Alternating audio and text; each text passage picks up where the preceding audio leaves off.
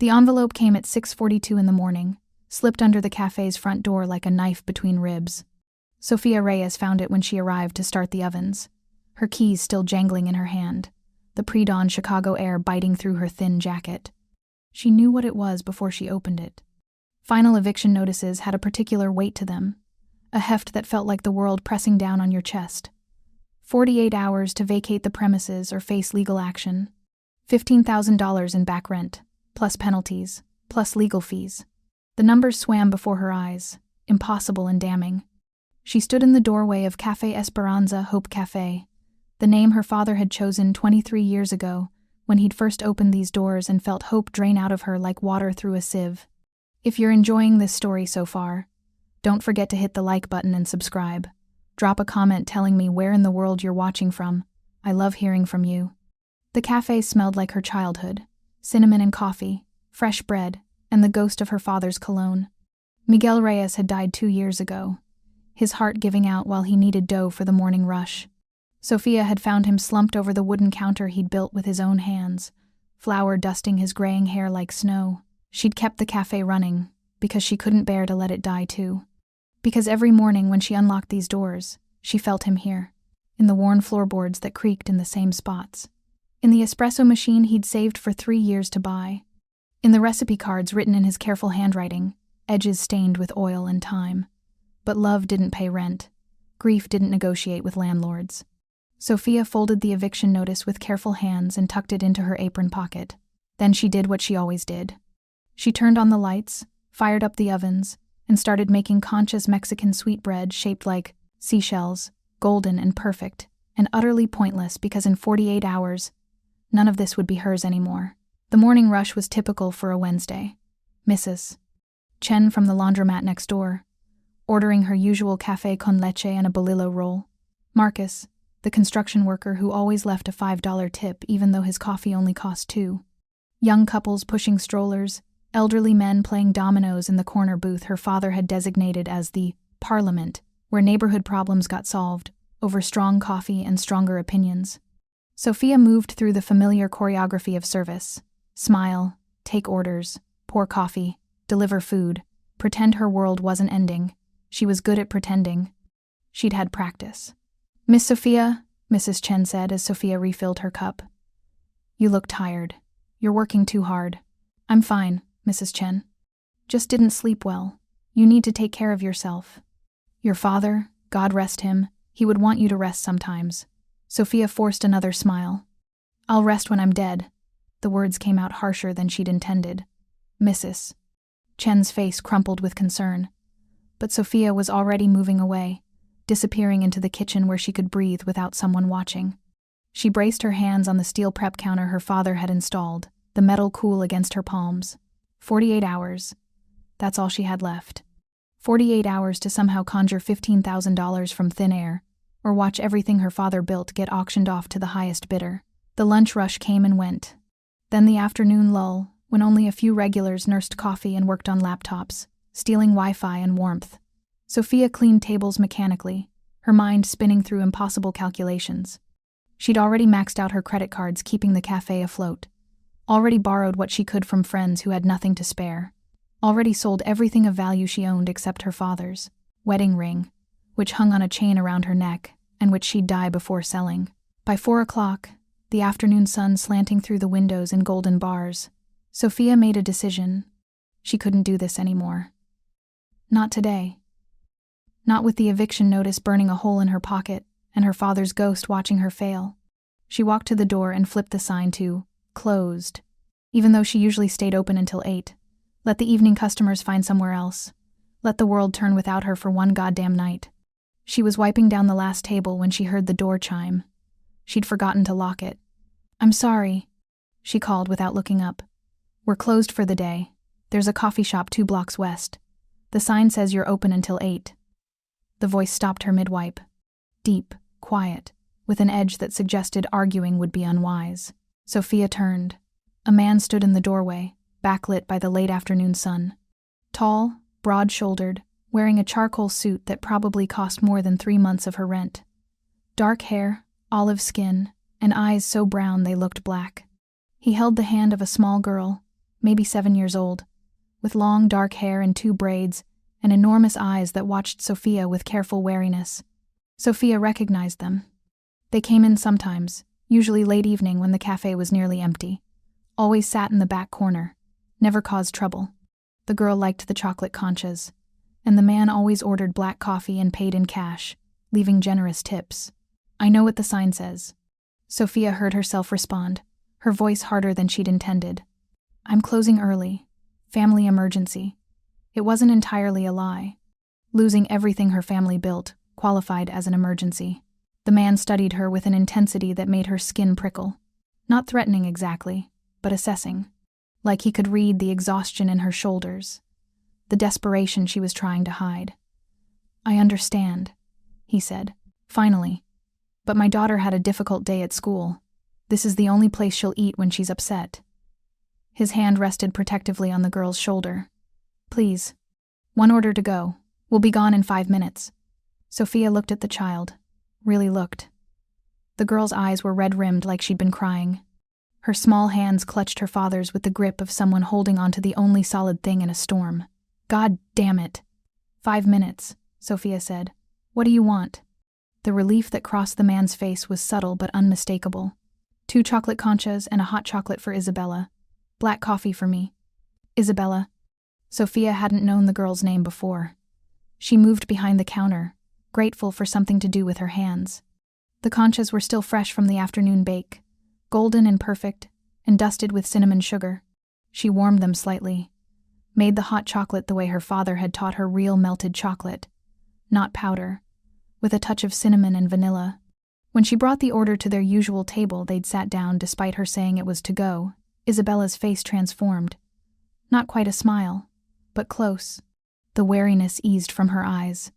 "Thank you, Miss Sofia," the girl said quietly, her voice barely above a whisper. Sofia's heart cracked a little. "You're welcome, sweetheart." She returned to the counter, giving them space. Through the kitchen window, she watched them. The way the man broke off small pieces of concha for his daughter, the way Isabella leaned against his arm, seeking comfort, the way he watched her eat with the fierce protectiveness of someone who'd move mountains to keep this child safe. It reminded her of her father, the way he used to watch Sofia when she was young, like she was the most precious thing in his universe. The memory hurt. She was boxing up cleaning supplies, already mentally cataloging what she'd need to pack, when the man appeared at the counter. Isabella remained at the table, carefully sipping her hot chocolate. "How much?" he asked. $12. He pulled out his wallet and placed a $100 bill on the counter. "I don't have change for that," Sofia said flatly. "And I'm not running to the bank. Keep it. I don't need your charity." Something flickered in his expression. Not offense, but something closer to respect. "It's not charity. The food is worth it. Your skill is worth it." "Then you're overpaying. Or you're undercharging." He didn't take the bill back. Just stood there, calm and immovable as stone. "My daughter loves this place. You make her feel safe. That's worth more than money." Sofia stared at the $100 bill. $88 in profit from one order. It wouldn't save her cafe, wouldn't even make a dent in the $15,000 she owed. But pride warred with desperation in her chest. Pride lost. She took the bill. "Thank you." "No, thank you." He turned to leave, then paused. "You said family emergency. Is everything all right?" The question was casual, but his eyes were too sharp. He'd noticed more than she'd wanted him to. "It will be," she lied. He nodded slowly, like he knew she was lying but wouldn't push. "If you need anything." "I don't." The words came out too quick, too defensive. His mouth quirked slightly. Almost a smile. "Understood. Good evening, Miss Sofia." He collected Isabella, who waved shyly before they left. The door chimed shut behind them, and Sofia was alone again with the smell of cinnamon and her father's ghost. She locked the door this time. If you find this story engaging, please take a moment to subscribe and enable notifications. It helps us continue producing in-depth content like this. Then she sat at the counter where her father used to total the day's receipts and pulled out the eviction notice. 48 hours. The words mocked her. Around her, the cafe held its breath. The espresso machine her father had saved for. The tables he'd built by hand. The photographs on the walls, showing 3 generations of the Reyes family, all the way back to her great-grandmother in Mexico. This place was her history, her heritage, her heart. And in 48 hours, it would belong to someone else. Sofia folded the notice and tucked it away. Then she did something she hadn't done since her father's funeral. She put her head down on the counter and cried. Not pretty tears, but ugly, gasping sobs that hurt her chest. She cried for her father, for the cafe, for the future she'd tried so hard to build and was about to lose. She didn't hear the door open, didn't hear footsteps approach, didn't know she wasn't alone until a handkerchief appeared on the counter beside her head. Expensive fabric, monogrammed with initials she couldn't read through her tears. Sofia jerked upright. The man from before stood there, his expression carefully neutral. "You forgot to lock the door," he said quietly. "I came back to remind you. It's not safe in this neighborhood after dark." She wiped her eyes roughly, humiliated. "What are you really doing here?" "Making sure you're all right. I'm fine." "You're not." He gestured to the counter, asking permission. When she didn't object, he sat on the stool across from her. "I've been coming here for 6 months. Every week. Sometimes twice. I know what this place means to you. I see it in the way you move through it, like every surface holds a memory. That's none of your business." "No," he agreed. "But I'm making it my business anyway." "What's wrong, Sofia? Why were you really closing early?" The use of her first name, without the miss, felt intimate, too familiar. She should tell him to leave, should maintain the distance between customer and owner. Instead, she pulled out the eviction notice and slid it across the counter. He read it in silence. His expression didn't change, but something shifted in the air between them. When he looked up, his dark eyes held understanding that made her chest ache. "How much do you owe?" 15,000, plus penalties, plus legal fees if it goes to court. She laughed, brittle and sharp. "Might as well be. 15 million, for all the good it does me." "What if you had the money? Would you keep fighting?" "Of course I would, but I don't have it. I've borrowed everything I can. Sold everything worth selling. There's nothing left." He was quiet for a long moment. Then he said, "What if I bought it?" Sofia blinked. "Bought what?" "The cafe. The building. Everything." She stared at him. "That's not funny. I'm not joking." His voice was steady, serious.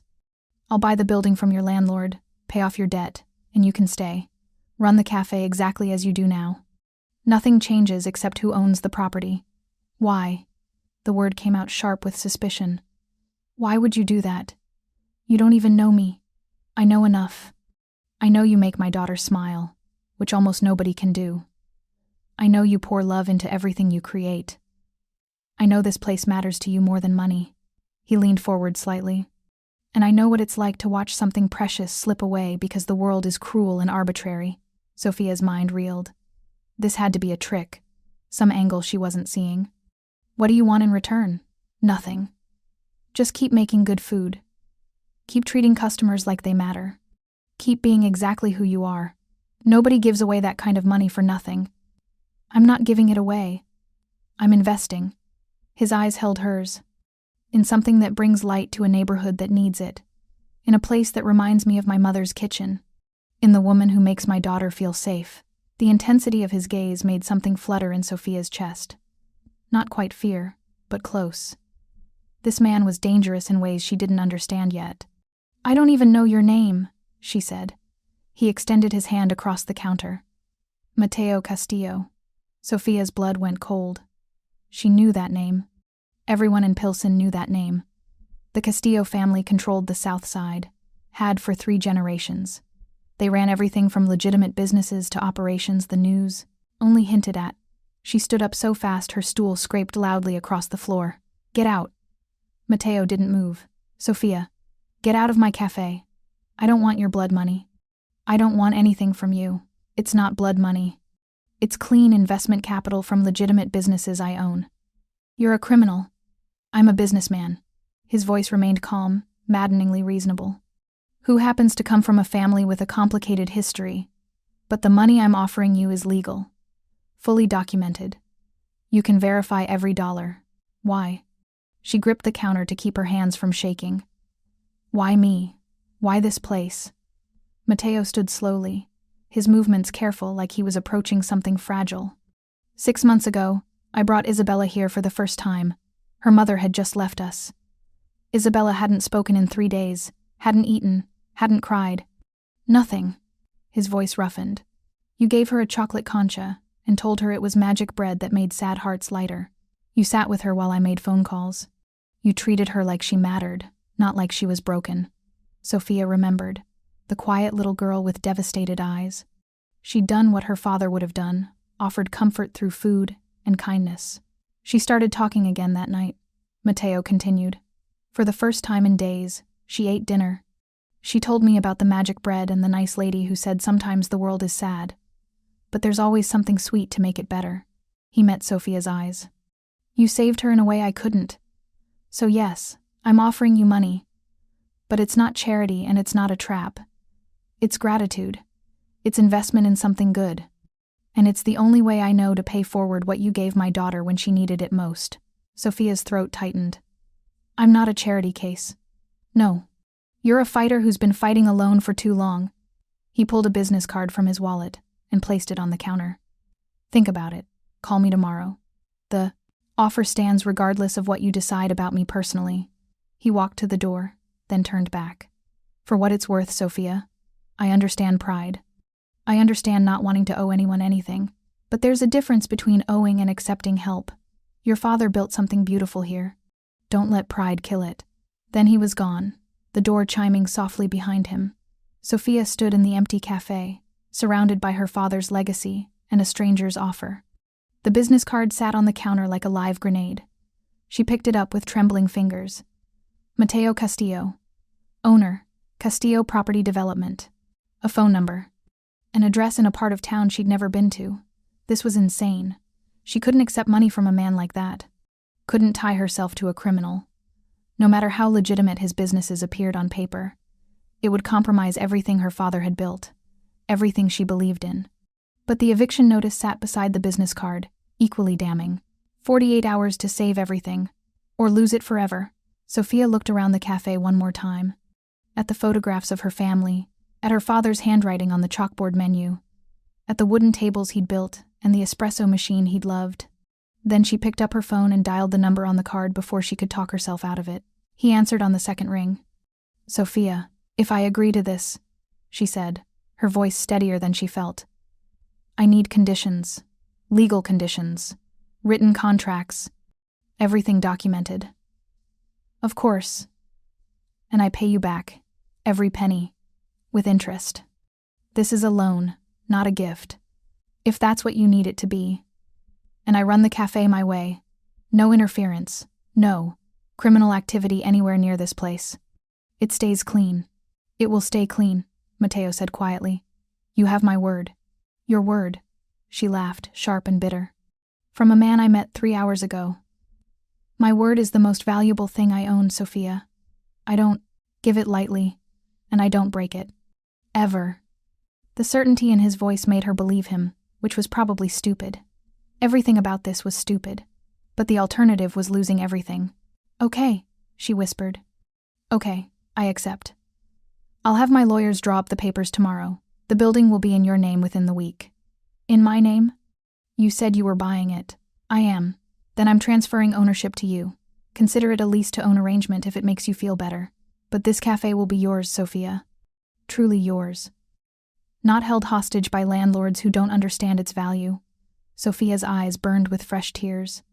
Why are you doing this? Mateo was quiet for a moment. Then, because 6 months ago, a woman showed my daughter kindness when the world had been nothing but cruel.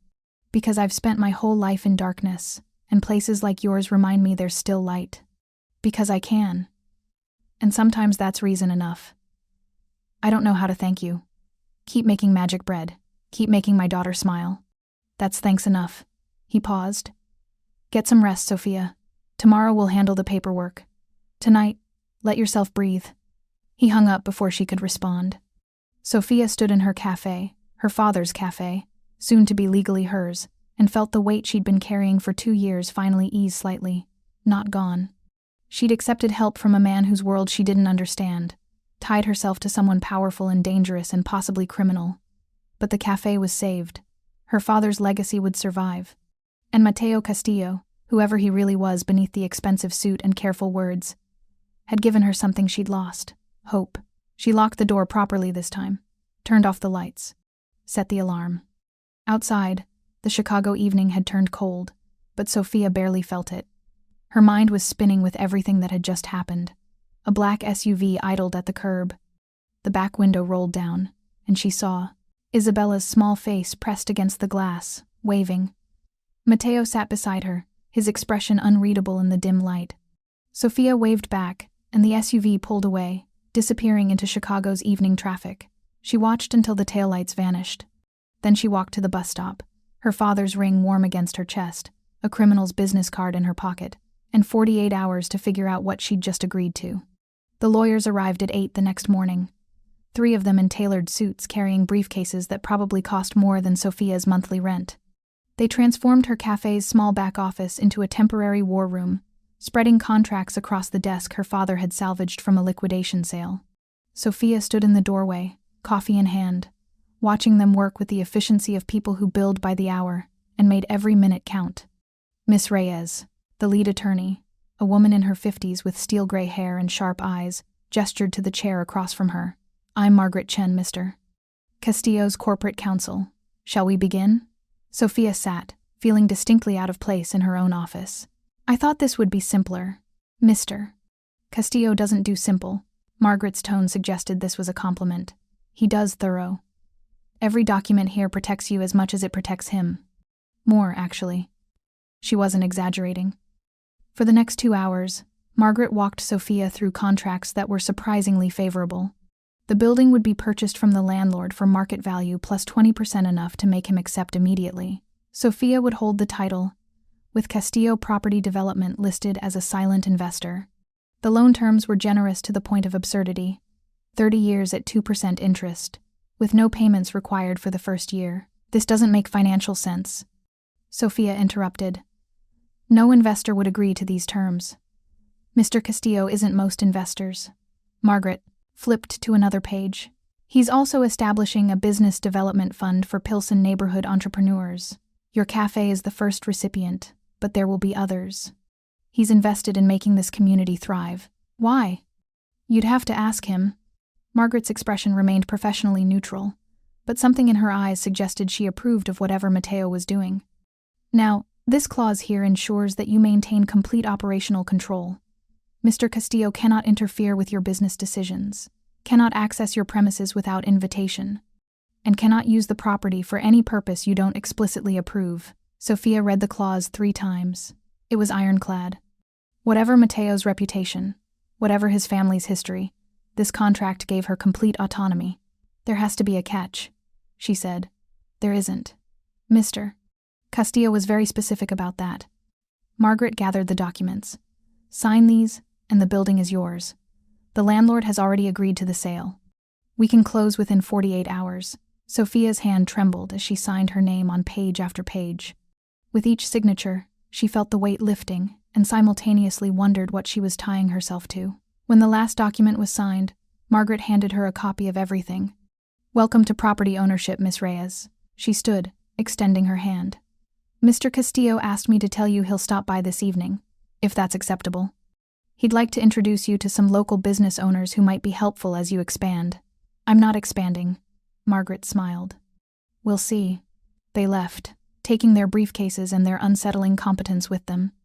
Sofia was alone again in her office, surrounded by legal documents that proved she now owned the building that had been trying to evict her just yesterday. It felt surreal. Impossible. Like she'd wake up and discover it was all a desperate dream. The morning rush started, pulling her back into familiar rhythms.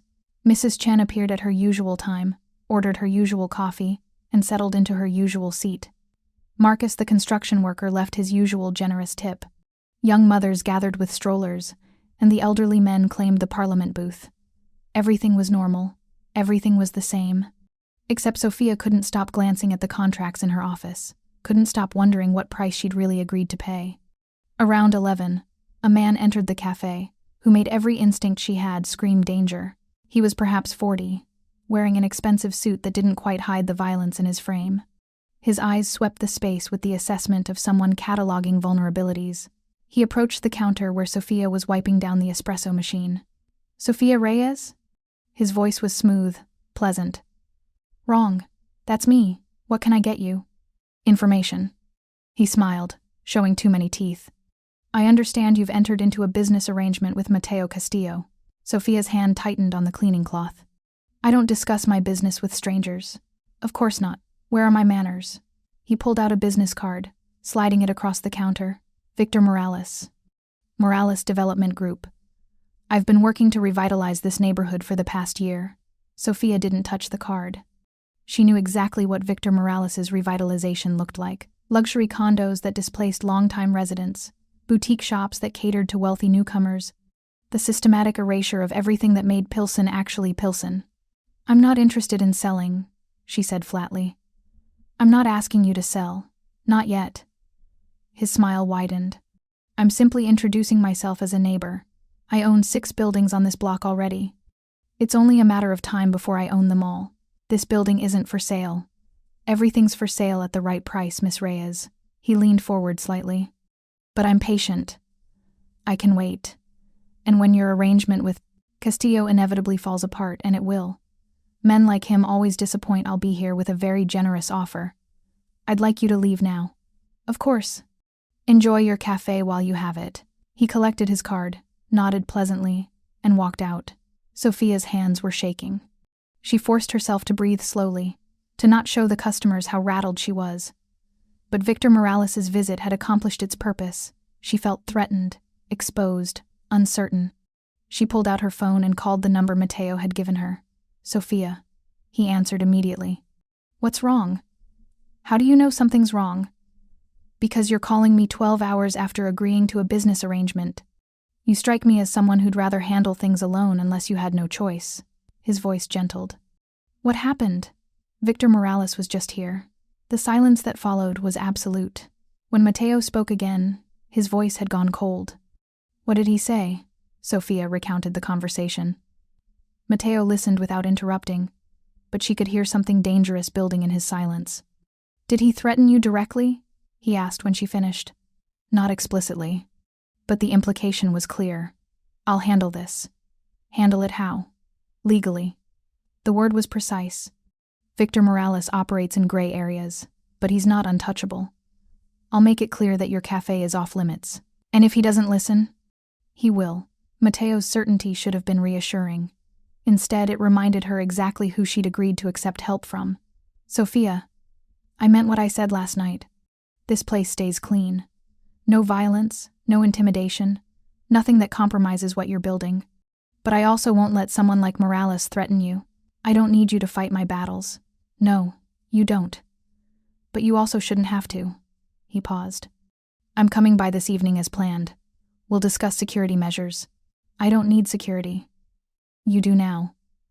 Morales doesn't make empty threats. If he's noticed you, if he's connecting you to me, you're on his radar. That means precautions." Sofia wanted to argue, wanted to insist she could handle herself. But the memory of Morales' cold smile stopped her. "Fine," she said. "But nothing obvious. I don't want my customers scared." "Understood. I'll see you at 7. He hung up, and Sofia was left staring at her phone, wondering how her life had become so complicated so quickly. The afternoon passed in a blur of anxious productivity. She baked more than usual, needing the familiar therapy of measuring flour and kneading dough. By the time 7 o'clock approached, she had enough conchas and bolillos to feed twice her normal customer base. Mateo arrived exactly at 7, Isabella in tow. The girl lit up when she saw Sofia, tugging her father's hand to move faster. "Miss Sofia." Isabella's voice was still quiet but animated. "Papa said you're not closing anymore, that the cafe is staying forever." Sofia crouched to Isabella's level. "That's right, sweetheart, thanks to your papa. He's good at fixing things."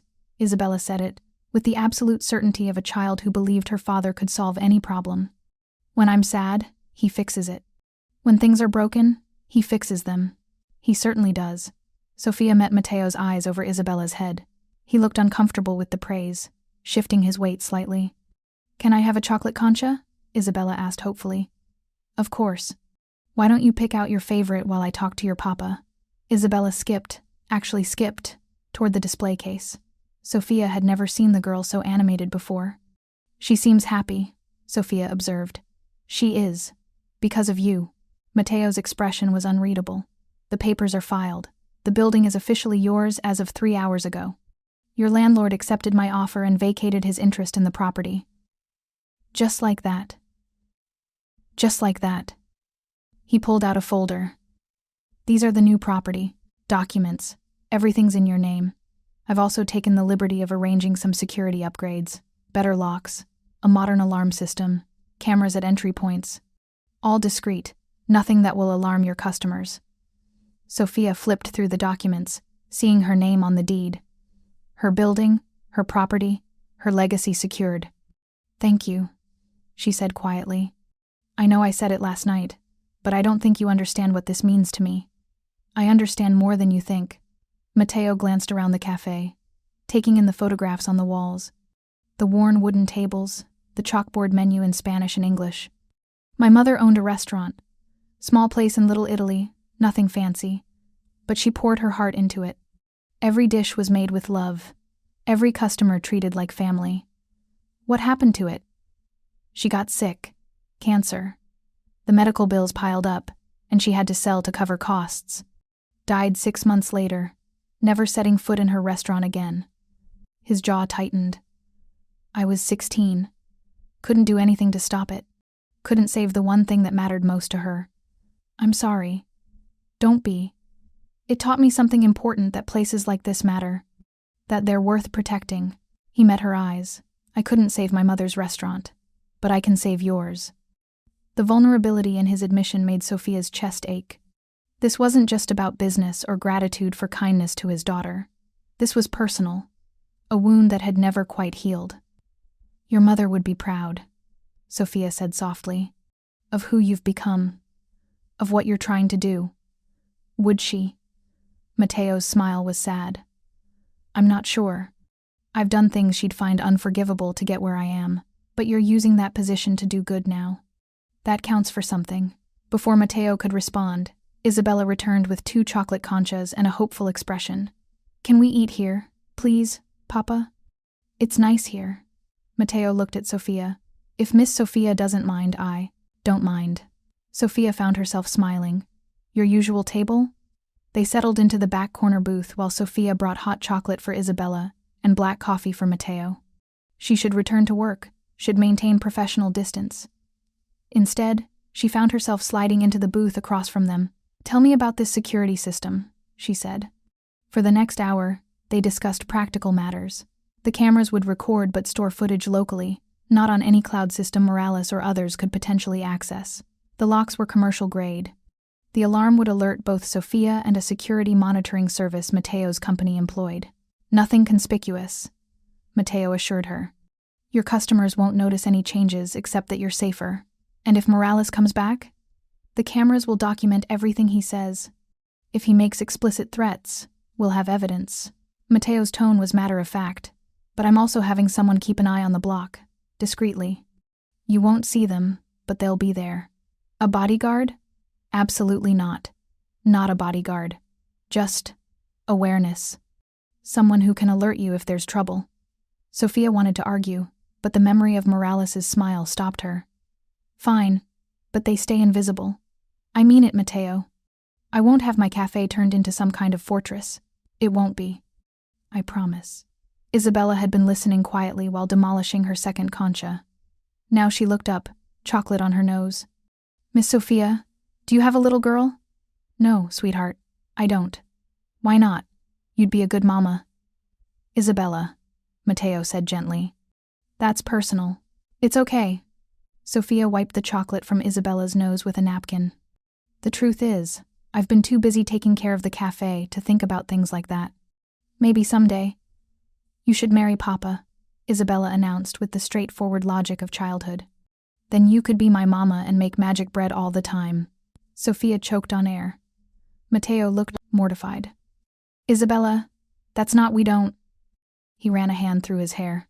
I'm sorry, Sofia. She's been fixated on finding me a wife ever since her mother left. It's fine. Sofia was desperately trying not to laugh at his discomfort. She's 7. 7-year-olds say whatever they're thinking. Papa needs someone nice. Isabella continued, oblivious to her father's embarrassment. Someone who makes him smile. He doesn't smile enough. Isabella, finish your concha, Mateo said firmly. The girl subsided, but shot Sofia a conspiratorial look that suggested this conversation was far from over. They left shortly after, Mateo still apologizing, Isabella waving goodbye with chocolate-stained fingers. Sofia watched them go, feeling something shift in her chest. Dangerous territory, getting attached to a child. Even more dangerous, finding herself charmed by the child's father. She cleaned up their table and was heading to the kitchen when her phone buzzed. Unknown number. The text message was simple. Tell Castillo his protection won't matter. This block is mine. You're just collateral. Sofia's blood ran cold. She screenshot the message and immediately called Mateo. I just got a text, she said when he answered. I think it's from Morales. Read it to me. She did. The silence that followed was arctic. Forward me the screenshot, Mateo said, his voice deadly calm. Don't respond. Don't engage. I'm turning around. I'm 5 minutes away. You don't need to. Yes, I do. Lock the door, Sofia. Don't let anyone in until I get there. He hung up before she could argue. Sofia locked the front door and flipped the sign to closed, her hands shaking slightly. Through the windows, she watched evening settle over Pilsen. Normal people walking normal dogs, normal cars passing by. Everything looked safe. But she couldn't shake the feeling that she'd stepped into something much bigger and more dangerous than she'd understood. Mateo's SUV pulled up 4 minutes later. He strode to the door with controlled urgency, and Sofia let him in. Show me your phone. She handed it over. He examined the message, his expression darkening. This is a mistake, he said quietly. Morales just made this personal. What are you going to do? Make a phone call. He pulled out his own phone and dialed. Victor, it's Mateo Castillo. We need to talk. No, now. Tomorrow morning, my office, 9 a.m. Yes, it's about the cafe. Because if you ever contact Sofia Reyes again, if you even think about her property, I will make it my personal mission to expose every code violation, every bribe, every corner you've cut on your developments. I have the resources. Don't test me. He listened for a moment, his jaw tight. I'm glad we understand each other. 9 a.m. Don't be late. He ended the call and handed Sofia back her phone. You won't hear from him again. How can you be sure? Because Victor Morales is a bully, and bullies back down when someone bigger calls them on their bluff. He knows I can make his life difficult. He'll cut his losses and move on to easier targets. Sofia wanted to believe him. But the text message had rattled something loose in her chest, fear she'd been suppressing since the moment she'd agreed to accept Mateo's help. This is my fault, she said. Accepting your money put a target on my back. No. Mateo's voice was firm. Morales put the target there when he decided to intimidate small business owners off their property. All I did was give you the means to fight back. By tying myself to you. Yes. He didn't deny it. And I'm sorry for that. Sorry that knowing me comes with complications. But I'm not sorry I helped you, and I won't apologize for protecting what's mine. I'm not yours. The words came out sharper than she'd intended. Mateo held her gaze, something intense flickering in his dark eyes. No, he agreed quietly, but the cafe is under my protection. Which means you are too, whether you want to be, or not. I can take care of myself. I know you can. I've seen you do it every day for 6 months. He stepped closer, and Sofia's breath caught. But you don't have to do it alone anymore. That's what this arrangement means. You have resources now, support, someone watching your back. And what do you get out of it? Peace of mind. The satisfaction of doing something good. A place where my daughter feels safe. His eyes held hers. And maybe eventually, a friend who doesn't look at me like I'm a monster. The vulnerability in his voice was unexpected. Sofia found herself searching his face, seeing past the expensive suit and dangerous reputation to the man underneath. The one who still grieved his mother's lost restaurant. The one who'd raise his daughter alone after his wife abandoned them. The one who brought his child to a small cafe because it felt safe. I don't think you're a monster, she said softly. You should. It would be safer. Maybe I don't want safe. The air between them charged with something Sofia couldn't name. Mateo's eyes darkened, and for a heartbeat, she thought he might close the distance between them. Instead, he stepped back. "It's late," he said, his voice carefully controlled. "You should go home. The security system will be installed tomorrow morning. Keys to the new locks will be delivered by noon. Mateo." "Good night, Sofia."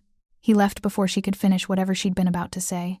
Sofia stood in her empty cafe, her heart racing, wondering what the hell had just almost happened. The security installation happened exactly as Mateo promised. A team arrived at 8 a.m., professional and efficient. By noon, Sofia had new locks, discrete cameras, and an alarm system that connected to her phone. She also had new keys, and the disconcerting knowledge that someone was watching her building. She didn't see Mateo for 3 days. He didn't call, didn't stop by, didn't send messages. Isabella didn't appear either, Sofia told. Herself, she was relieved. Distance was good. Professional boundaries were important. She was lying to herself. On the 4th day, Mrs. Chen lingered after finishing her coffee. "Miss Sofia," she said carefully, "I don't mean to pry, but is everything all right? With the building situation?" "Everything's fine. Why?" "Because Mr. Hernandez, your old landlord, he's been telling people that some gangster bought him out, that the whole block is being taken over." Mrs. Chen's expression was worried. "People are scared." Sofia's stomach dropped. "That's not what happened. The building was purchased by a legitimate development company. Nothing's changing except I won't get evicted. But the company, it's owned by Castillo, yes? People know that name. They know what it means." This was exactly what Sofia had feared, her community turning against her because of Mateo's reputation. "Mrs. Chen, I promise you, nothing bad is happening. The cafe stays exactly as it is. The neighborhood stays exactly as it is. Mr. Castillo is trying to preserve these businesses, not destroy them." Mrs. Chen patted her hand. "I believe you, dear. You're a good girl, like your father. But be careful. Men like that, they don't help people for free. There's always a price." After Mrs. Chen left, Sofia couldn't focus. She burned a batch of conchas, the first time she'd burned anything in 2 years. When Marcus came in for his afternoon coffee, he was quieter than usual. "Everything okay?" Sofia asked. "Yeah, just hearing rumors. Wanted to make sure you're all right." "What kind of rumors?" Marcus shifted uncomfortably. "That you're involved with the Castillos. That this place is going to become a front for money laundering or something." "That's not true." "None of it. I didn't think so." "But Sofia," he lowered his voice. "Be careful. Those families, they're dangerous, even when they're trying to help." By closing time, Sofia was furious. Not at her neighbors, they were scared, protective of the community her father had loved. She was furious at the situation. At Mateo for having a reputation that tainted everything he touched. At herself for not anticipating this consequence. She pulled out her phone and called him. "Sofia." He answered on the first ring, and she heard relief in his voice. "I was starting to think you'd changed your mind about everything. We need to talk. Now." "What's wrong?" "The community thinks I've sold out to the mob. People are scared. My regulars are acting weird. This is exactly what I was afraid of." Mateo was quiet for a moment. "I'll be there in 20 minutes. We'll figure this out." He arrived in 15, alone this time. Sofia let him in through the back entrance, not wanting to give the neighborhood more to gossip about. "Tell me exactly what's being said," Mateo said without preamble. Sofia recounted the conversations. As she spoke, she watched his expression shift from concern to something darker. "Your former landlord is spreading lies," he said when she finished. "He's bitter about the sale and trying to damage both our reputations. Can you stop him?" "I can try. But Sofia, there's a larger problem." He ran a hand through his hair, looking more tired than she'd seen him. "My family's reputation is what it is. I've spent 5 years transitioning to legitimate businesses, building community support, trying to change perceptions. But people have long memories. They remember my father, my grandfather. They assume I'm the same. Are you?" The question hung between them. Mateo met her eyes without flinching. "I'm trying not to be, but I can't erase the past. I can't undo decisions I made when I was younger, angrier, more willing to use fear as a tool. His voice roughened. All I can do is be better now. Build better now. And hope it's enough to outweigh everything that came before. Then help me show them, Sofia said. Help me prove to this community that you're not here to hurt them. How? An idea was forming. Risky, but potentially powerful. Host a community meeting. Here, at the cafe. Let people ask questions, voice concerns. Show them you're transparent, that you have nothing to hide. Sofia, that could backfire spectacularly. Or it could work. My father always said sunlight was the best disinfectant. Let people see you as you actually are, not as their fears paint you. Mateo studied her face. You're really willing to stick your neck out like that? Tie your reputation even more closely to mine? I'm already tied to you. Might as well make it work in both our favors. Something shifted in his expression, respect. Maybe, or something warmer. All right, let's do it. When? This weekend. Saturday afternoon. I'll spread the word. You bring your best professional face. And if they hate me anyway? Then at least we tried. Sofia managed a smile. Besides, you have a secret weapon. What's that? Isabella. Bring your daughter. Let them see you as a father, not just a feared name. That matters. Mateo's smile was real this time. You're smarter than I gave you credit for. I come from a long line of people who survived by understanding communities. Trust me on this. He nodded slowly. Saturday, then. I'll be here. After he left, Sofia sat in her cafe making lists. This was a gamble, but it was the only move she could see that didn't end with her isolated from the community her father had loved, or permanently tainted by association with the Castillo name. She called Mrs. Chen first, then Marcus, then every regular customer whose number she had. Community meeting Saturday at 2 p.m. Come ask questions, voice concerns. Let's clear the air. By Friday night, half of Pilsen knew about the meeting. Sofia spent the day baking conchas and bolillos and pan dulce, enough to feed an army. If people were going to interrogate Mateo, they'd do it with something sweet to soften the edges. Saturday arrived with clear skies and cold wind. Sofia opened, early, arranging chairs, setting up coffee stations, putting out the baked goods she'd spent 2 days preparing. At 1:30, people started arriving. Mrs. Chen and her husband. Marcus and 3 other construction workers, the elderly men from the parliament booth, young mothers, local shop owners, neighborhood activists. By 2 o'clock, the cafe was packed. Standing room only, with more people gathering outside. Mateo arrived at exactly 2, Isabella beside him. He wore a simple sweater and jeans.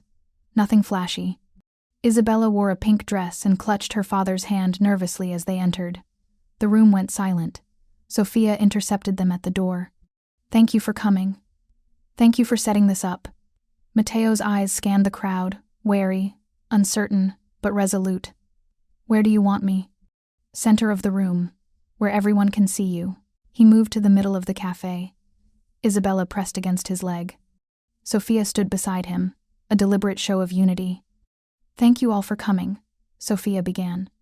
I know there have been rumors, concerns about the building's sale. I want to address them head on. This is Mateo Castillo. He purchased this building to prevent my eviction. I'm going to let him explain why, and then you can ask whatever questions you have. Fair? Nods around the room. Mrs.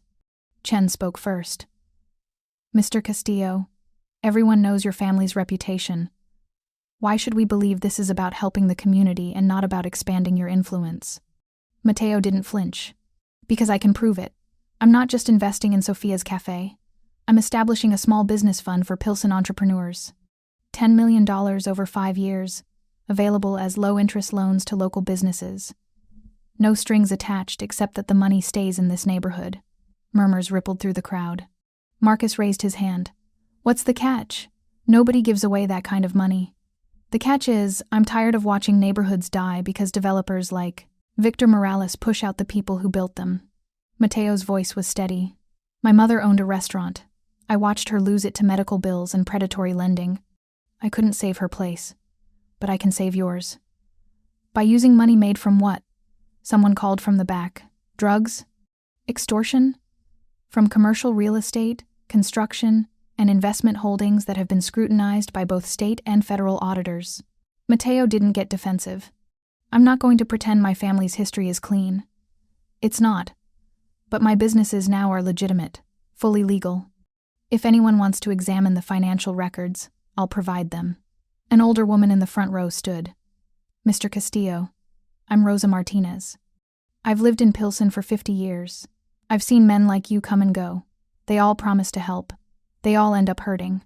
I understand your skepticism, Mrs. Martinez. I'd be skeptical too, Mateo's voice gentled. All I can offer is time. Let me prove through actions that I mean what I say. Judge me not by my family's past, but by what I do going forward. Isabella tugged on her father's sleeve. He crouched down, and she whispered something in his ear. He nodded, then stood. My daughter wants to say something. Isabella looked at the crowd with wide eyes, then at Sofia. Sofia smiled encouragingly. The little girl took a deep breath. Miss Sofia makes magic bread, Isabella said, her quiet voice somehow carrying through the silent room. When I'm sad, it makes me feel better. Papa says that's because she cares about people. He says we should care about people too. So Papa is helping Miss Sofia keep making magic bread for everyone. The simplicity of it. A child's perspective. Cutting through adult cynicism shifted something in the room. Sofia saw Mrs. Chen's expression soften, saw Marcus nodding thoughtfully. The questions continued for another hour. Mateo answered everything directly, never deflecting, never becoming defensive. He detailed his business holdings, his plans for the neighborhood fund, his personal investment in keeping Pilsen's character intact. By 4 o'clock, when the last question had been asked and answered, the atmosphere had shifted, not to complete trust that would take time, but to cautious willingness to see what happened next. As people filed out, many stopped to thank Sofia, to tell Mateo they'd be watching, but would give him a chance. To slip Isabella pieces of pan dulce with shy smiles. When the last person left, Sofia, Mateo, and Isabella were alone in a cafe that smelled like coffee and cinnamon and hope. That went better than I expected, Mateo said, sagging slightly against a table. You were honest. People respond to that. Sofia started gathering empty cups. And Isabella was perfect. I didn't plan for her to speak. I know. That's why it worked. Sofia smiled at Isabella, who was carefully collecting napkins to throw away. She's amazing, Mateo. She is. His eyes followed his daughter with fierce love. She's the reason I'm trying to be better. So she can grow up proud of her father, not ashamed. She will be. Mateo helped Sofia clean up, the three of them working in comfortable silence. When the cafe was restored to order, he turned to Sofia. Thank you. For believing in me enough to do this. For risking your reputation to give me a chance. We're partners now, Sofia said. For better or worse. Partners. He tested the word, seemed to like it. I can live with that. Isabella had fallen asleep in one of the booths, exhausted from the day's excitement. Mateo lifted her carefully, and she curled against his chest without waking. I should get her home. Mateo, wait. Sofia touched his arm. That comment earlier, about us being partners. I meant it. Not just business partners. Friends, if you want. His expression softened. I'd like that, more than you know. After they left, Sofia locked up and headed home through Pilsen's evening streets. Tomorrow, the gossip would start again. But maybe this time it would be tempered with understanding. Maybe they'd actually pulled this off. Her phone buzzed. A text from an unknown number. Impressive performance. But community support won't save you when I'm done. VM Victor Morales. Still watching. Still threatening. Sofia screenshot the message and forwarded it to Mateo, adding, he's not giving up. The response came immediately. Neither am I. Sleep well, Sofia. We'll handle this. And somehow, despite the threat, despite the complications, Sofia found herself believing him. She was in too deep now to turn back. For better or worse, she'd tied her fate to Mateo Castillo's. She just hoped they both survived what came next. The fire started at 3:17 in the morning on a Tuesday that had begun like any other. Sofia was dreaming about her father, the two of them in the cafe's kitchen, him teaching her how to shape conchas with the perfect shell pattern pressed into the dough. In the dream, he kept saying, "Pay attention, Mija, the details matter." But she couldn't focus because smoke was filling the kitchen, getting thicker, choking. She woke, gasping, and the smoke was real. Her apartment above the cafe was filling with gray haze, acrid and thick. The smoke alarm was screaming.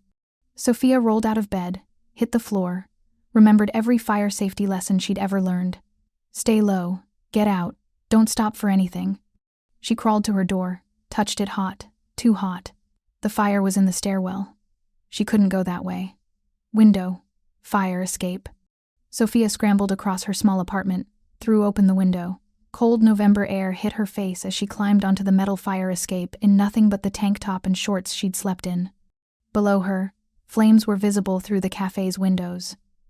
Orange and hungry, consuming everything. Her father's cafe, her legacy, burning. She was halfway down the fire escape when it happened. The old metal groaned. Bolts, shearing away from brick that had been weakened by the fire's heat. The entire structure tilted, and Sofia grabbed the railing as the world went sideways. Then she was falling. Not far, maybe 6 feet before she hit the dumpster in the alley behind the cafe. The impact knocked the wind from her lungs, pain exploding through her left side. She rolled off the dumpster onto concrete, tried to stand, and her ankle gave out. Broken or sprained, didn't matter. She had to move. The fire was spreading, glass shattering from the heat. Sofia crawled away from the building, every movement, agony, until she collapsed against the brick wall of the neighboring business. Someone was screaming. She realized dimly it was her. Sirens wailed in the distance, getting closer.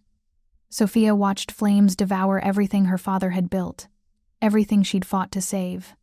The photographs on the walls, the tables he'd made by hand, the espresso machine he'd loved, the chalkboard menu in his handwriting, all of it burning. She pulled her phone from her pocket, miracle it hadn't fallen during the chaos, and dialed with shaking fingers. "Sofia?" Mateo answered on the first ring, his voice rough with sleep. "It's 3 a.m, what? The cafe's on fire." Her voice didn't sound like her own. He burned it. Morales burned everything. "Where are you? Are you hurt?" "In the alley. I think my ankle's broken. I can't." Her voice cracked. "Mateo, it's all gone. Everything. I'm coming. Stay on the phone with me. Don't hang up." She heard movement, heard him barking orders to someone else, heard a car engine roaring to life. "Fire department?" he asked, his voice controlled but urgent. "On their way. I can hear them." "Good. Stay away from the building. Can you breathe? Any smoke inhalation?" "Some. Not bad. Sofia, listen to me. You're going to be okay. I'm 7 minutes away. The paramedics will take care of you. Just hold on." Fire trucks arrived, flooded the alley with red and white light. Firefighters descended, one wrapping her in a blanket, another checking her injuries with gentle efficiency. The paramedic said something about her ankle, about her vitals, about transport to the hospital. Sofia didn't care. She watched her cafe burn. By the time Mateo's SUV screeched to a halt in the alley, firefighters had the blaze mostly contained. Mostly. But the damage was catastrophic. She could see that even from here. The cafe that had stood for 23 years was destroyed. Mateo was out of the vehicle before it fully stopped, striding toward her with Franco close behind. He dropped to his knees beside where she sat on the ground, wrapped in the paramedic's blanket. Christ! Christ! His hands framed her face, checking for injuries. "You're freezing. What the hell were you doing in there?" "I live upstairs." Lived. Past tense. Everything was past tense now. "She needs hospital transport," the paramedic told Mateo. "Possible broken ankle, smoke inhalation, abrasions. She's in shock. My car. I'll take her." "Sir, she needs an ambulance." "My car has a doctor waiting." Mateo's tone left no room for argument. "Is she stable enough to move?" The paramedic hesitated, then nodded. "Keep her warm. Straight to Northwestern Memorial." Mateo lifted Sofia like she weighed nothing, carrying her to the SUV. She should protest, should insist on the ambulance, should do something other than curl against his chest and shake. In the SUV, someone had prepared warm blankets. Mateo wrapped her carefully, then held her as Franco drove with controlled speed toward the hospital. Sofia couldn't stop watching through the rear window as her cafe disappeared behind them. "He did this," she whispered. "Morales. Because we stood up to him." "I know. Everything's gone. The photographs, The tables, the recipes. All of it. I know. Mateo's arms tightened around her. I'm sorry. God, Sofia. I'm so sorry.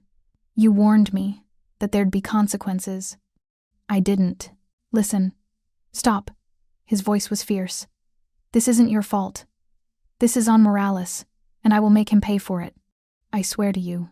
Something in his tone made her look up. His face was carved from stone, jaw tight, eyes blazing with cold fury. Don't, she said.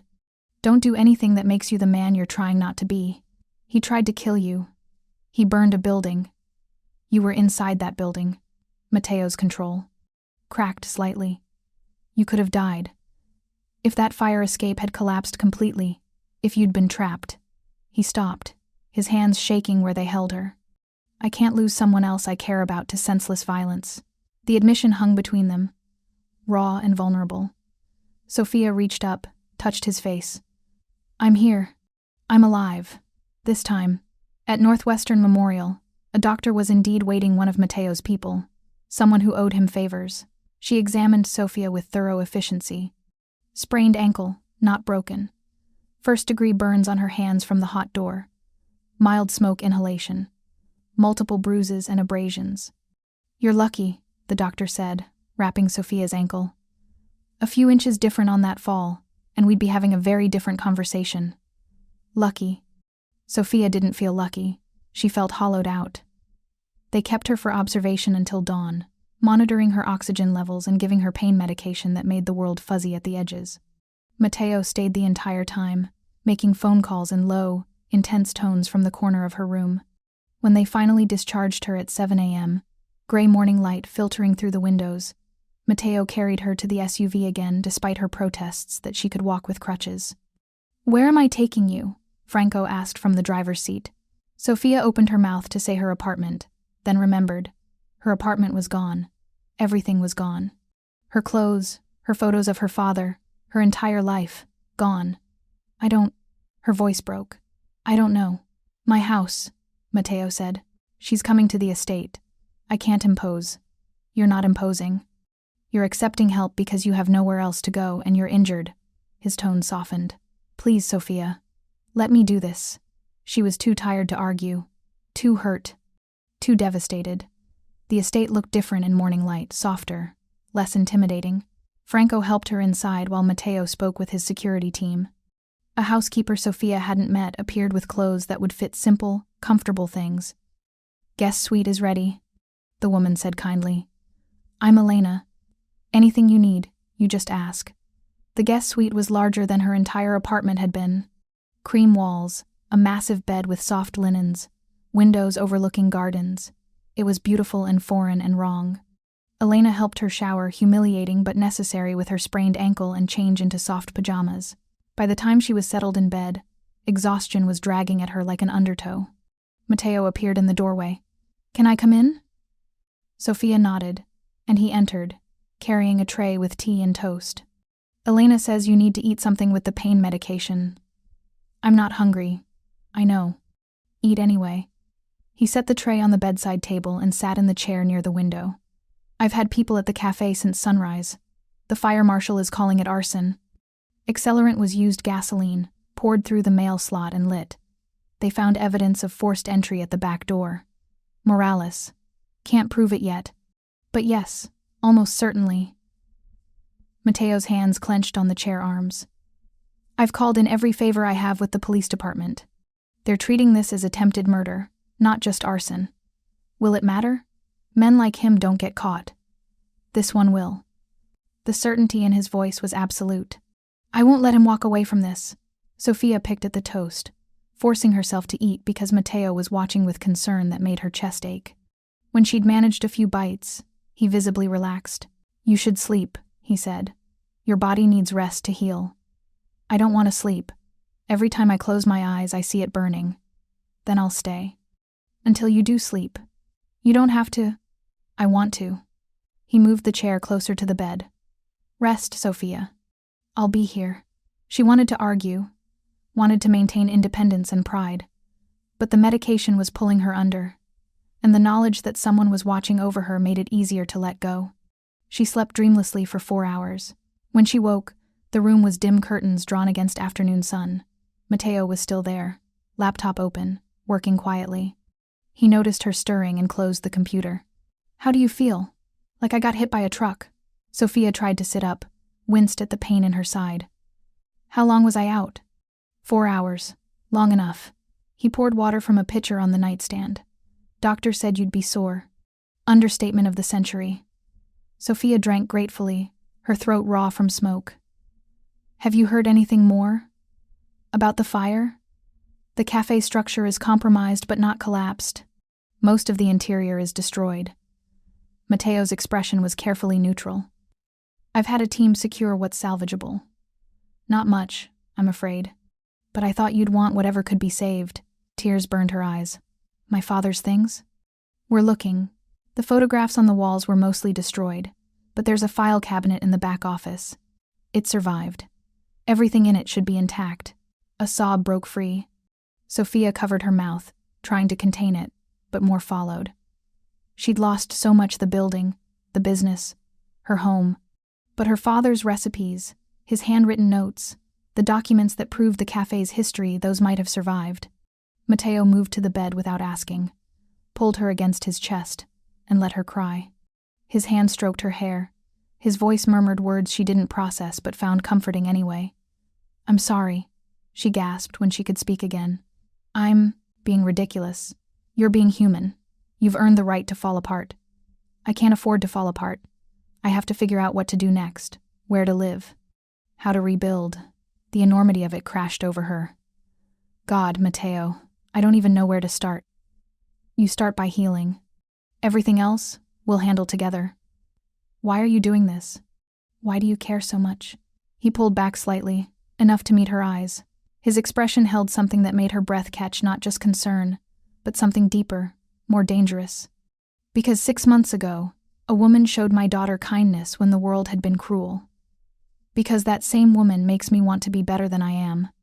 Because when I got your call this morning and heard your voice saying you were hurt," his jaw tightened. "I've never been so terrified in my life. Not when my mother died. Not when Isabella's mother left. You've become important to me, Sofia. More important than is probably wise." The admission hung between them, heavy with implications. Sofia's heart hammered against her ribs. "Mateo." A knock at the door interrupted whatever she'd been about to say.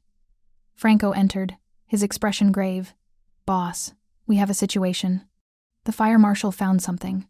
Mateo stood, his professional mask sliding back into place. "What?" "The accelerant pattern. It was designed to trap anyone upstairs. Multiple ignition points blocking the exits." Franco's voice hardened. This wasn't just property destruction. Whoever set this fire intended to kill Sofia. The room went cold.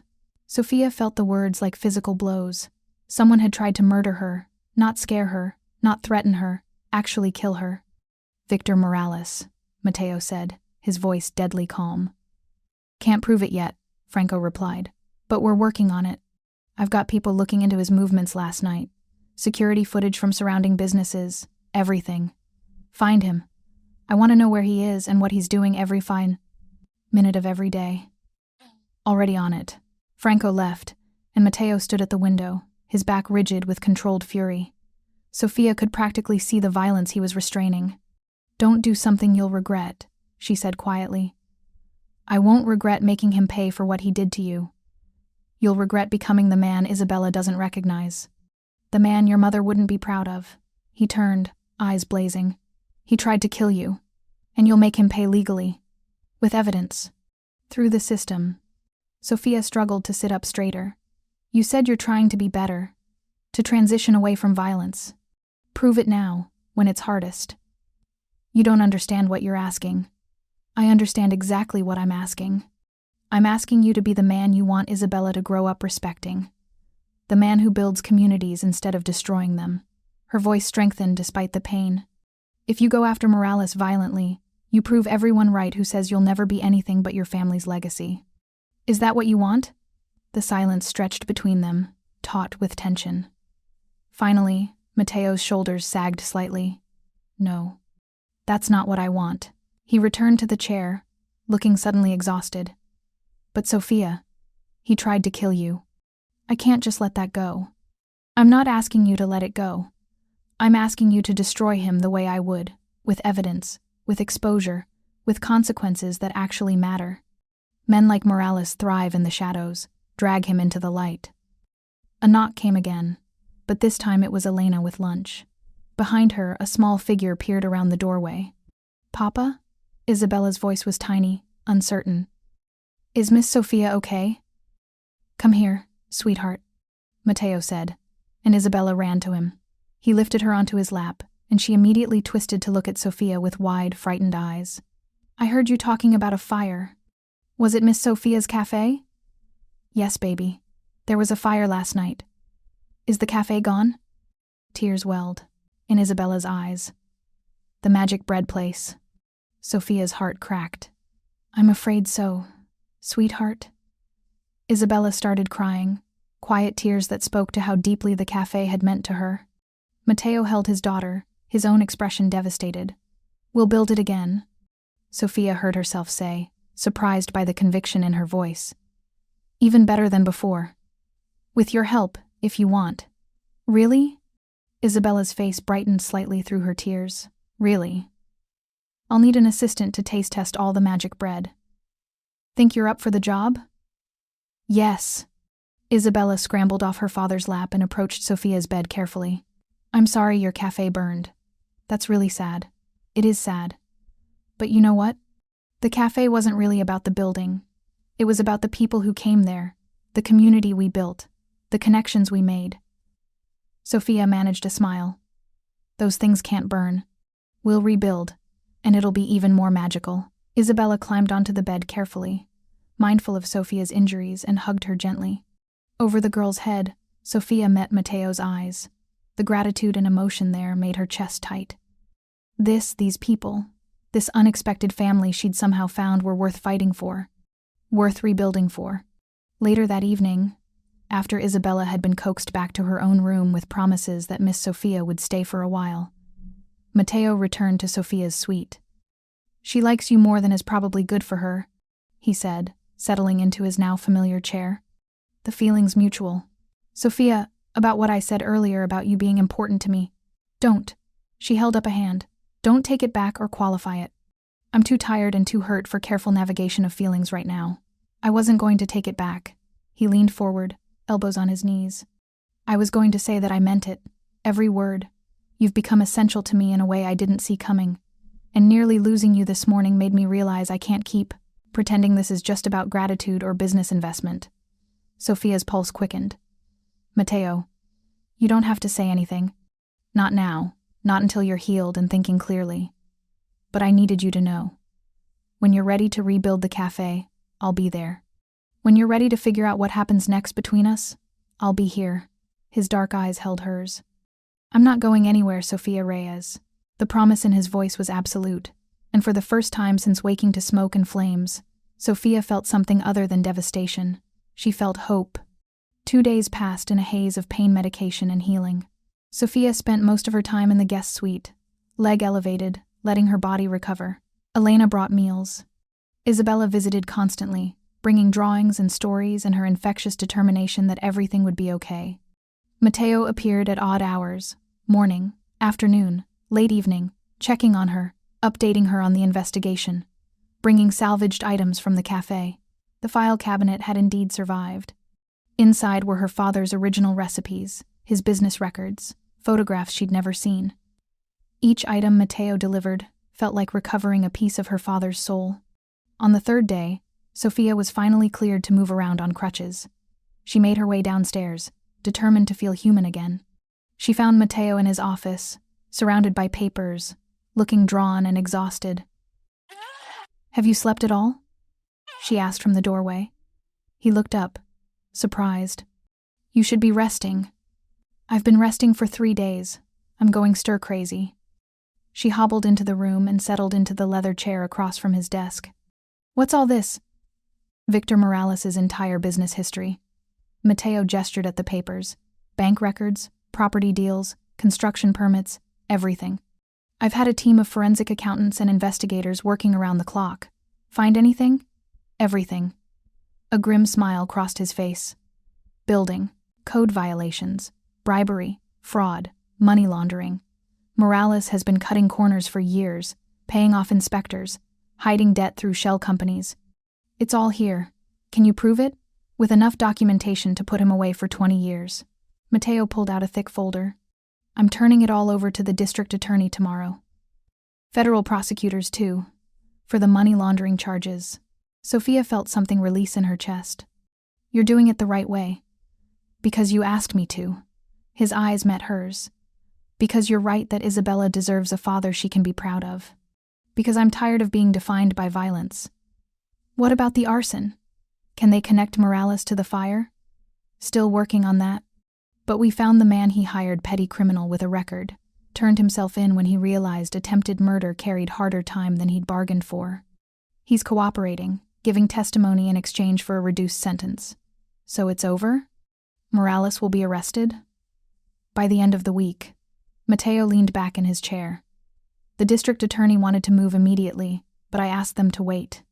I want everything airtight. No possibility of him walking on technicalities. Sofia let the information settle over her. Justice. Real justice. Through the system. Without violence. Exactly what she'd asked for. Thank you, she said quietly. For listening. For doing this right. Don't thank me yet. Morales knows we're closing in. He's desperate. Desperate men do stupid things. Mateo's expression was serious. Until he's in custody. You stay here. No arguments. I wasn't going to argue. I don't have anywhere else to go. Something flickered in Mateo's eyes. Hope, maybe. Or something more complicated. You could stay anyway. After. If you wanted. Sofia's breath caught. Mateo, I know it's too soon. I know you're processing trauma and loss and a dozen other things. But when you're ready, when you've healed, I want you to know the fire's invitation stands. He stood, moved around the desk, leaned against it so he was closer to her. I want you here, Sofia, not as a guest, not as someone I'm protecting, as someone who belongs. That's a lot to offer someone you've known for 3 months. I've known you for 6 months. I've just been falling for you for 3. His hand reached out, tucked a strand of hair behind her ear. I'm not asking for an answer now. I'm just asking you to think about it. About what we could build together. Before Sofia could respond, Franco appeared in the doorway, his expression urgent. Boss, we have a problem. Morales is gone. Disappeared sometime last night. His house is empty. His business is abandoned. Mateo's entire demeanor shifted, professional mask snapping into place. Gone where? Don't know yet, but his car was found near Midway Airport. We're checking passenger manifests. He's running. Mateo stood, moving to his desk computer. Call the DA. Tell them we need arrest warrants issued immediately. Federal marshals involved. I want every airport, train station, and bus terminal monitored. Already in progress. But boss, Franco hesitated. There's something else. One of his business partners was found dead this morning. Single gunshot wound, execution style. Police think Morales is tying up loose ends. Sofia's blood ran cold. He's killing anyone who can testify against him. And panicking, Mateo added. Which makes him more dangerous. He turned to Franco. Double security on the estate. Nobody comes in or out without my explicit approval. And get Sofia a protection detail. I don't need a bodyguard. You do if Morales decides you're a loose end too. Mateo's voice was hard. You were in that building when he tried to burn it down. You can identify the timeline, the circumstances. If he's eliminating witnesses, you're on that list. The reality of it settled over Sofia, like ice water. She wasn't just a victim of property crime. She was a witness to attempted murder. And the man responsible was desperate enough to kill to protect himself. Okay, she said quietly. Okay, I'll accept the protection. The next 48 hours were tense. Sofia stayed at the estate, surrounded by security she could see and probably more she couldn't. Mateo worked around the clock, coordinating with law enforcement, following leads on Morales' whereabouts. Isabella sensed the tension, grew quiet and clingy. Sofia found herself becoming the child's comfort, reading stories, playing games, providing distraction from the worry radiating from the adults. On the 5th day after the fire, Franco burst into the sitting room where Sofia and Isabella were working on a puzzle. They found him. Morales. He's holed up in a warehouse on the south side. SWAT is moving in. Mateo appeared from his office, already grabbing his jacket. I'm going. The hell you are. Franco said. This is police business. You show up at an arrest scene. It looks bad. I need to see this finished. Then watch it on the news like everyone else. Franco blocked the doorway. Boss, you've done this right so far. Don't compromise everything by inserting yourself into the arrest. Mateo looked like he wanted to argue, but Sofia spoke up. Franco's right. You've built something good here, Mateo. Don't risk it by needing to watch your enemy fall. Let the system work. He stared at her for a long moment, then slowly nodded. Fine. But I want updates every 10 minutes. They watched it unfold on the news local stations, interrupting regular programming to show aerial footage of the warehouse, SWAT teams in position, negotiations happening through bullhorns. It took 3 hours. 3 hours of tension so thick Sofia could barely breathe. Isabella fell asleep against her side, exhausted by worry. And then, finally, Victor Morales emerged with his hands up. He was arrested on camera, read his rights, loaded into a police car. It was over. Sofia felt tears stream down. Her face, relief, grief, exhaustion, everything she'd been holding back for days. Mateo pulled her against him, and they held each other while Isabella slept on, innocent and safe. It's done, he murmured into her hair. He's done. He'll never hurt you again. You did it the right way, Sofia whispered back. You proved you're better than your history. We proved it. He pulled back, framed her face with his hands. You showed me there was another way. You saved me from becoming something I'd regret. Their faces were inches apart, his breath warm on her lips. Sofia's heart hammered, and she knew what was about to happen. Knew she should stop it because she was still healing, still processing. Still, Mateo kissed her. Gentle, tentative, asking permission with every careful movement. Sofia's hands fisted in his shirt, pulling him closer, answering with a certainty that surprised her. This man who'd saved her cafe, protected her life, showed her that people could change. She wanted this, wanted him. They broke apart when Isabella stirred, both breathing hard. Too fast? Mateo asked quietly. Probably. Sofia smiled. But I don't care. Good. Because I'm not very patient when I know what I want. His thumb traced her cheekbone. And I want you, Sofia Reyes. In my life, in my home, in my future. All of it. That's a lot of want. You're worth a lot of want. Before she could respond, his phone rang the DA, calling to update him on charges being filed. 7 counts of arson, 3 counts of attempted murder, fraud, money laundering, bribery. Victor Morales would spend the rest of his life in prison. Justice. Real, legal justice. The kind that mattered. That night, after Isabella was tucked into bed, after the estate had settled into quiet, Sofia found Mateo on the terrace overlooking the grounds. Couldn't sleep? He asked as she joined him. Too much to think about. She leaned against the railing beside him. What happens now? With the cafe?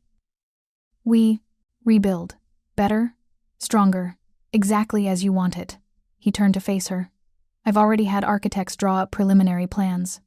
They're waiting for your approval. You work fast. When I know what I want. He smiled. But Sofia, the cafe isn't the only thing we need to discuss. There's us. What we're becoming. What are we becoming? Something real. Something that matters. He took her hand. I know it's fast. I know you're still recovering, still processing everything that's happened. But I don't want to waste time pretending I don't feel what I feel. And what do you feel? That I'm falling in love with you. Have been since you told me off in your cafe. Refused to be intimidated, stood your ground like a warrior in an apron. His voice roughened. I love your strength, your compassion, the way you make my daughter laugh. I love that you see the best in people even when they don't deserve it. I love who I am when I'm with you. Sofia's throat tightened. That's a lot of love. You're worth a lot of love. He pulled her closer. So when you're ready, weeks, months, however long you need, I'll be here. Building a future big enough for all 3 of us. She looked up at this man who'd transformed her life in ways she never could have imagined. Who'd saved her business, protected her life, shown her that even people from violent worlds could choose to be better.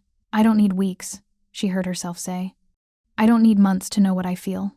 Sofia, I love you too, Mateo Castillo. I love your fierce protectiveness and your gentle heart. I love how you are with Isabella, how you're trying so hard to be better for her. I love that you listened when I asked you to choose justice over violence." She reached up, touched his face. "I love all of you, even the parts you're afraid to show." He kissed her again, and this time there was no hesitation. This was certainty, promise, future. His hand slid into her hair, hers gripped his shoulders, and they kissed like they were sealing a vow. When they finally broke apart, both breathing hard, Mateo rested his forehead against hers. "Move in. Properly. Not as a guest, but as family. That's moving fast.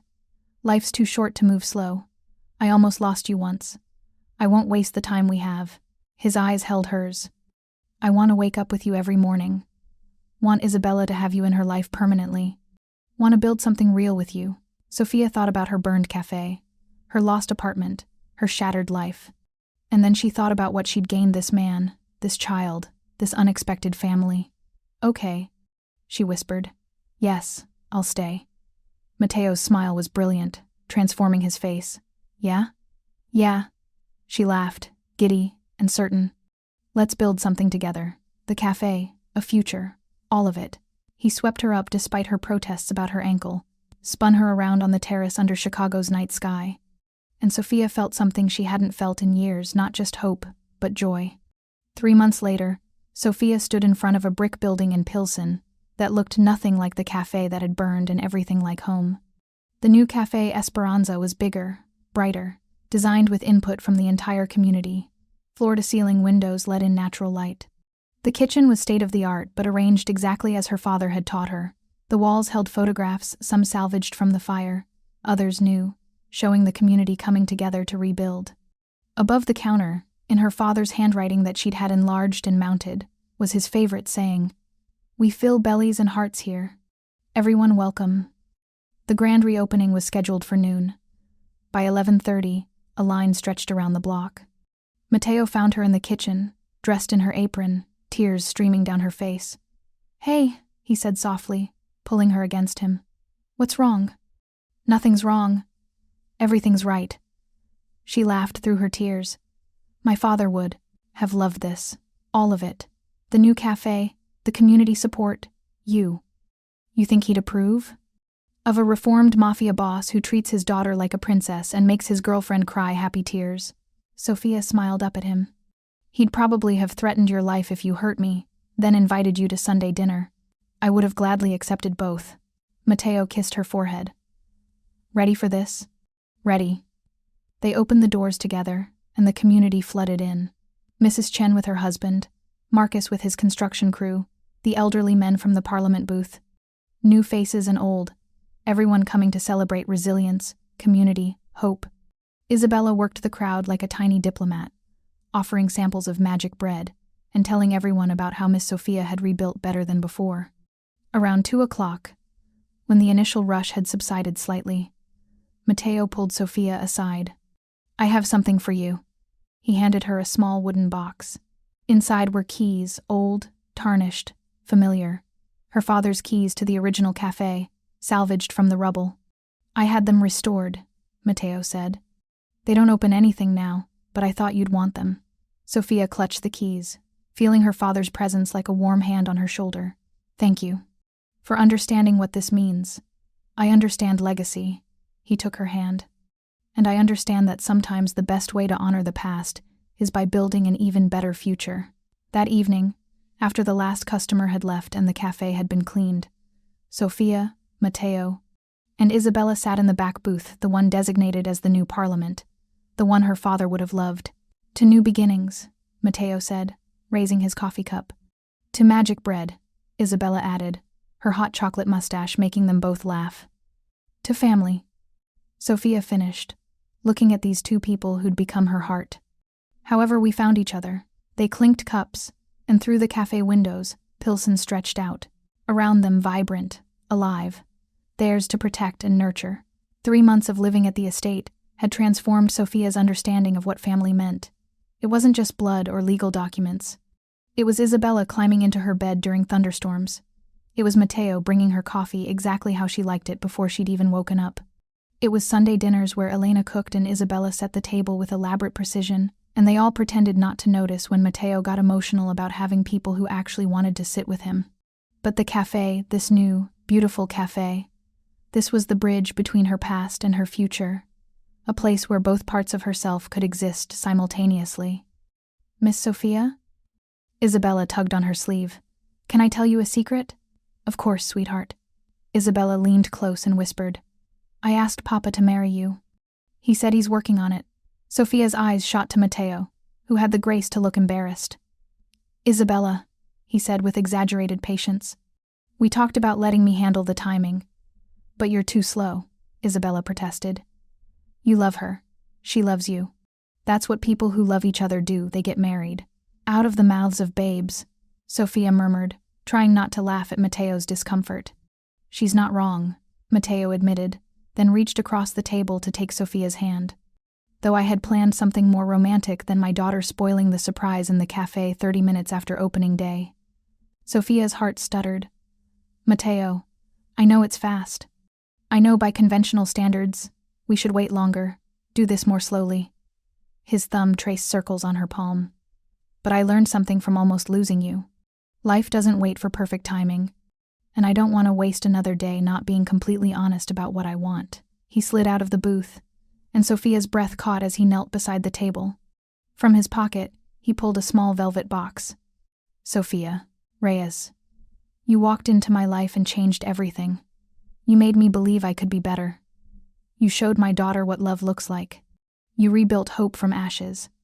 He opened the box, revealing a ring simple, elegant, with a stone the color of amber. "Marry me. Build this life with me.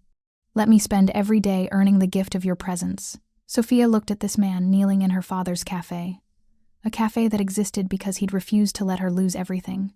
She looked at Isabella, whose face was lit with such hope it hurt. She looked at the photographs on the walls, at her father's handwriting, at the community they'd built together. "Yes," she whispered, then louder. "Yes, I'll marry you." Mateo slid the ring onto her finger, and it fit perfectly. Isabella cheered, loud enough that people passing on the street turned to look through the windows. And Sofia laughed, pulling Mateo up to kiss him properly. "I love you," she said against his lips. "Both of you, my whole unexpected family." "We love you too," Mateo murmured back. "More than I have words for." Isabella squeezed between them, wrapping her small arms around both their waists. "Now we're a real family. Like in the movies." "Better than the movies," Sofia corrected, pulling them both closer. "Because we're real." 6 months later.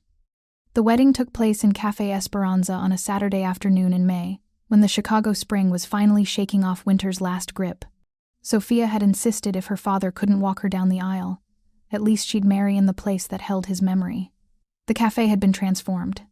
White flowers everywhere, chairs arranged in neat rows, the entire Pilsen community crammed into a space that probably violated fire codes, but nobody was going to report. "Mrs. Chen cried through the entire ceremony. Marcus served as one of Mateo's groomsmen, a gesture of bridge building between worlds that Sofia treasured. And Isabella, wearing a white dress that matched Sofia's simple gown, served as both flower girl and ring bearer, with the seriousness of someone entrusted with nuclear codes. Franco officiated. He'd gotten ordained online specifically for this purpose, and his speech about unlikely families and second chances made even the hardened men from Mateo's security team tear up. When Mateo lifted Sofia's veil and saw tears streaming down her face, he whispered, "Second thoughts?" "Happy thoughts," she corrected. "My father would have loved this. All of it." "Then let's make sure he's proud." They exchanged vows they'd written themselves. Mateo promised to protect but not smother, to support but not control, to love her exactly as she was. Sofia promised to challenge him, to believe in him, to build a future worthy of their combined legacies. When Franco pronounced them married, the cafe erupted in cheers. Mateo kissed his wife thoroughly enough that Isabella giggled and hid her face. The reception lasted until midnight. dancing in a cafe not designed for dancing. Elena's cooking, feeding 100 people who kept arriving. Toasts that ranged from touching to hilarious, including one from Marcus, about how he'd known they were perfect for each other the moment he saw Mateo looking at Sofia, like she'd hung the moon and invented coffee simultaneously. Late in the evening, Sofia found a moment alone on the cafe's back patio, newly built, overlooking a small garden she'd planted in her father's memory. Mateo joined her, loosening his tie. Hiding from our own wedding? Just taking a breath. She leaned against him. It's perfect. Everything about today is perfect. Even the part where Isabella announced to everyone that she expects a baby brother within the year? Sofia laughed. Especially that part. Your daughter has opinions. Our daughter, Mateo corrected. As of about 6 hours ago, she's officially ours. The adoption papers had been finalized that morning, a wedding gift neither had expected but both treasured. Isabella was now Isabella Castillo Reyes, a hyphenation that represented the blending of their families. Our daughter, Sofia repeated, testing the words. They felt right. How did I get so lucky? Lucky? Mateo turned her to face him. Sofia, you were nearly killed. You lost everything. Got you in return. Got Isabella. Got this community, this life, this future. She touched his face. I'd go through it all again to end up right here. Don't say that. I can't stand the thought of, she silenced him with a kiss. I'm here. I'm safe. I'm yours. That's all that matters. Inside the cafe, Isabella's laugh rang out pure and joyful, and utterly without the fear that had haunted her when Sofia first met her.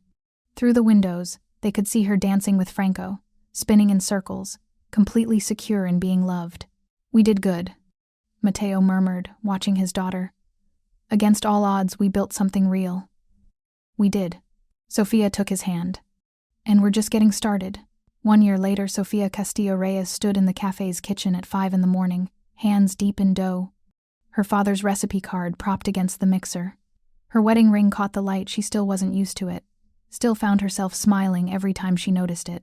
The cafe had become more than she dreamed. Not just a business, but a community center.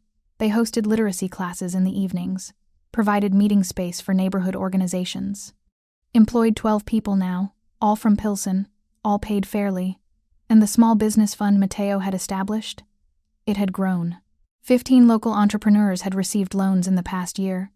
3 new businesses had opened on the block. Pilsen was thriving, not despite its residents, but because of them. Mateo appeared in the kitchen doorway, holding a squirming bundle wrapped in a soft blue blanket.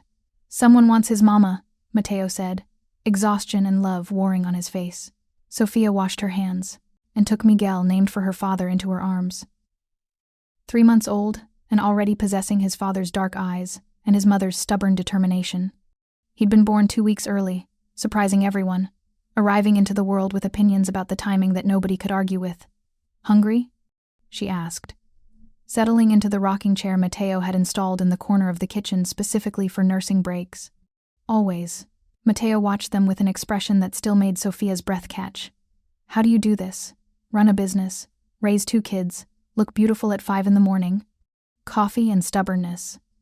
She smiled down at Miguel, who was eating with the focused intensity of someone with important work to do.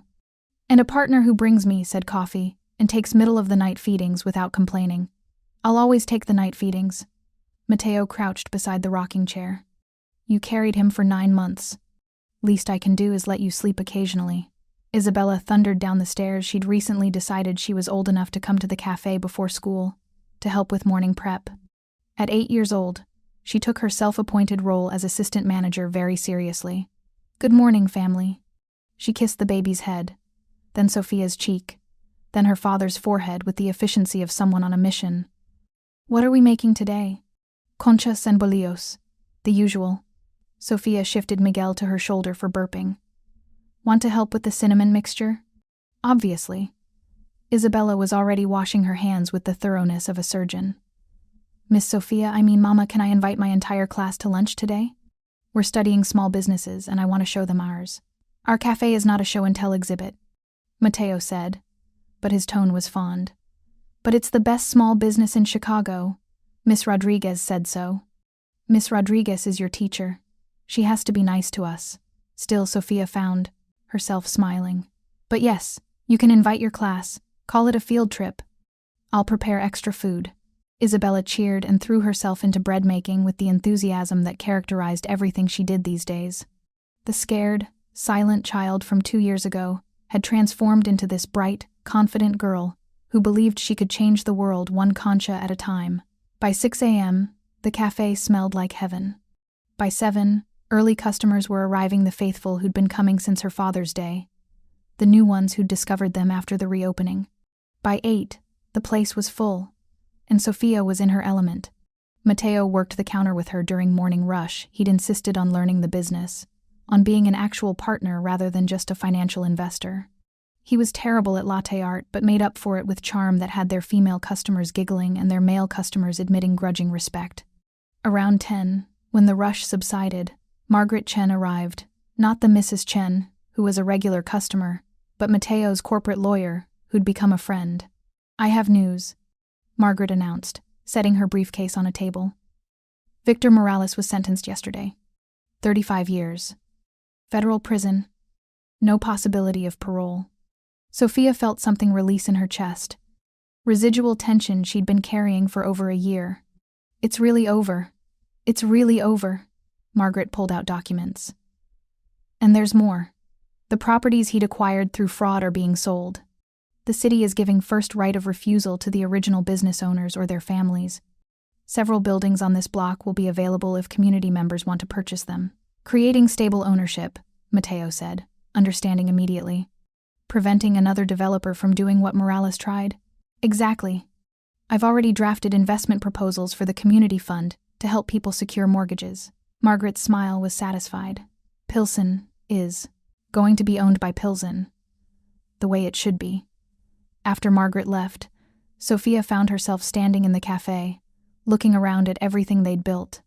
The photographs on the walls, her father's face prominent among them, the tables where community gathered, the chalkboard menu that still bore traces of her father's handwriting style.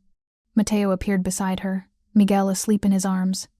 "What are you thinking?" he asked softly. "That we did it.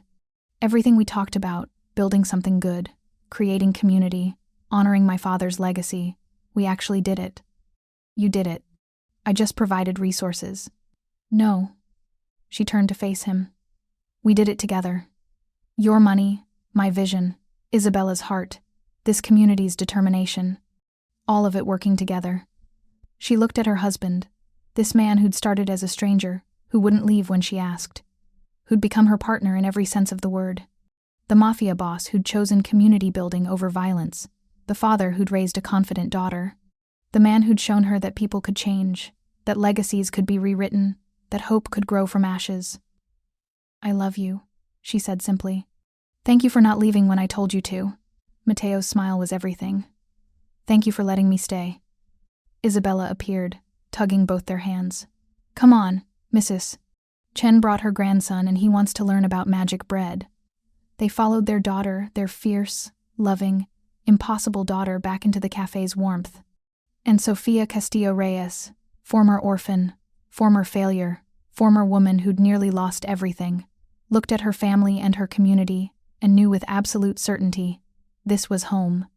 This was purpose. This was the future her father had dreamed of and more.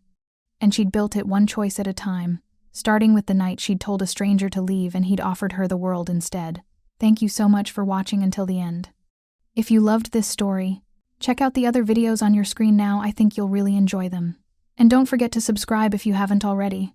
See you in the next story.